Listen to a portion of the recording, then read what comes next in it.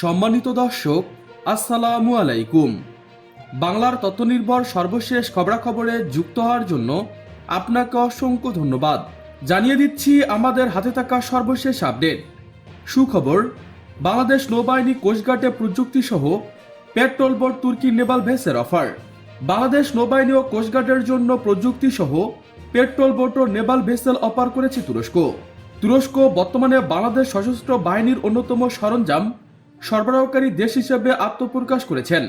ইতিমধ্যে missile system, ammunition, drone, radar, artillery equipment, arm vehicle সহ বিভিন্ন সামরিক সরঞ্জাম সরবরাহ করছে দেশটি। আরও APC light arm vehicle, drone system, long range missile আসছে তুরস্ক থেকে। নৌবাহিনী ও কোস্টগার্ডের জন্য এখন পেট্রোল বোট ও নেভাল ভেসেল অফার করেছে তুরস্ক।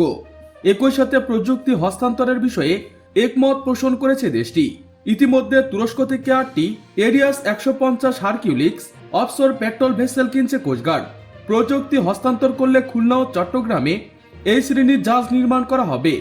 একই সাথে নৌবাহিনীর জন্য আডা ক্লাস করভেট, অটোম্যাট মিসাইল এবং অন্যান্য সরঞ্জাম বিক্রি করতে চায় তুরস্ক এবং এ নিয়ে উভয় পক্ষের মধ্যে আলোচনা চলছে। বাংলাদেশ নৌবাহিনীর উচিত প্রযুক্তি সহ অ্যাডা, মিলকাম ক্লাস করভেট ক্রয় করা এবং দেশে এগুলো লোকাল প্রোডাকশন করা। বাংলাদেশ সেনাবাহিনীর বহরে সদ্য যুক্ত হওয়া VT-5 লাইট ট্যাঙ্কের কার্যকারিতা পরীক্ষা করা হয়েছে। চট্টগ্রামের ফায়ারিং রেঞ্জ সেনাপ্রধান জেনারেল SM শফিউদ্দিন আহমেদ উপস্থিত থেকে ট্যাঙ্কের কার্যকারিতা পরীক্ষা করেন। পরবর্তীতে ট্যাঙ্ক ক্রুদের উৎসাহমূলক বক্তব্য প্রদান করেন। প্রিয় দর্শক, আজকে পর্যন্তই। শুরু থেকে শেষ পর্যন্ত চেষ্টা করছি বাংলার সামরিক অর্থনৈতিক সঠিক তথ্য উপস্থাপন করতে। কোথাও কোনো তথ্য কিংবা আপনার পরামর্শ থেকে থাকলে তা কমেন্ট করে জানাতে পারেন। নিশ্চয়ই আবার দেখা হবে নতুন কোনো বিষয় নিয়ে। ততক্ষণ পর্যন্ত ভালো থাকুন, সুস্থ থাকুন। Thanks for watching my video. Allah Hafiz.